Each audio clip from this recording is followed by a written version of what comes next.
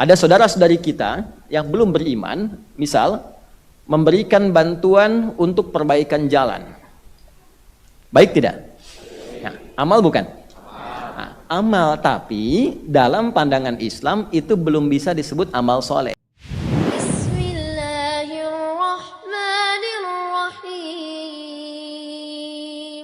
Awas, hati-hati, karena tidak semua yang baik itu punya nilai ibadah. Amal itu ada 3. Ya, ada berapa? 3. 1, amalnya netral, tengah-tengah. Tidak disifati soleh, tidak disebut salah. Jelas? Belum saya terangkan ya. Nanti kita terangkan. 2, tarik ke kanan jadi soleh, amal soleh. 3, amal salah. Jadi amal saleh, amal salah. Contoh, ini lisan berkata, ya, lisan berkata. Cuma berkata begini aja, ya. Anda Tony misal, berkata ya, amal bukan? Amal, lisan sudah beramal, ya kan? Tapi kalau lisannya kemudian berkata, Anda fulan, Toninya tidak saya sebut karena mungkin ada yang namanya Tony gitu ya. Anda fulan pendengki misalnya. Ya, padahal belum tentu punya sifat demikian. Soleh atau salah? Salah. Baik. Yang ketiga, yang selanjutnya, Anda Tony, nah ini baik.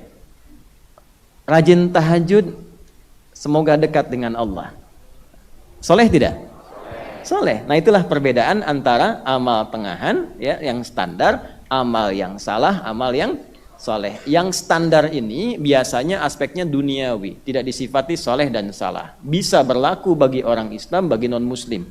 Jadi kalau ada non-muslim pun berbuat baik, tapi tidak diniatkan karena imannya, maka tidak bisa disebut soleh. Itu nanti amal saja namanya. Contoh, ada saudara-saudari kita yang belum beriman, saya selalu katakan belum beriman karena berharap suatu saat beriman. Ada saudara-saudari kita yang belum beriman, misal memberikan bantuan untuk perbaikan jalan. Baik tidak? Nah, amal bukan? Nah, amal, tapi dalam pandangan Islam itu belum bisa disebut amal soleh karena dilakukan bukan karena imannya. Jelas? Nggak pakai O. Nah, kasus ini dari mana dalilnya? Kan harus pakai dalil. Kalau kita bicara ibadah itu ada dalil. Kasus ini pernah diantaranya terjadi di era Nabi ketika Sayyidah Aisyah radhiyallahu taala anha berkonsultasi pada Rasulullah sallallahu alaihi wasallam tentang seseorang yang belum beriman, ya kan? Tapi dia punya sifat baik berbagi. Nah, menariknya Nabi kemudian menunggu jawaban dari Allah dan turunlah ayat di Quran surah ke-25 Al-Furqan di ayat ke-23. Wa qadimna ila ma amilu min amalin. Tuh, tidak ada sifat amalnya. Wa qadimna ila ma amilu min amalin, ya, faj'alnahu haba'an manthura. Wa qadimna ila ma amilu min amalin. Jika ada orang belum beriman, dia berbuat baik dalam kehidupan dunia, maka aku segera akan balasannya dengan sifat baiknya di hukum dunia.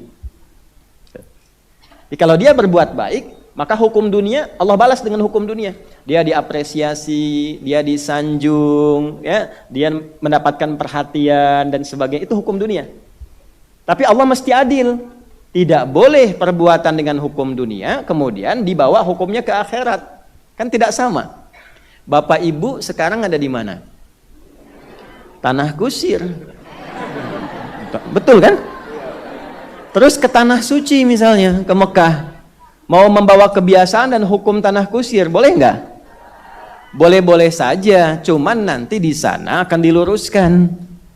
Ya, karena nggak berlaku. Mata uangnya sudah beda, ya kan? Bahasanya sudah tidak sama, ya kan?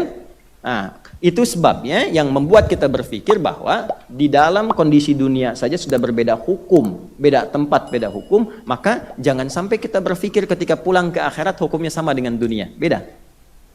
Maka kata Allah, dengan keadilanku orang baik tapi belum beriman, dia baik di dunia, dibalaslah dengan hukum dunia. Tapi ketika ke akhirat, Allah mesti adil, Maka amalnya ini tidak berlaku untuk hukum akhirat seperti debu yang berterbangan. Karena hukum akhirat berlakunya menggunakan ketentuan-ketentuan akhirat. Itulah amal.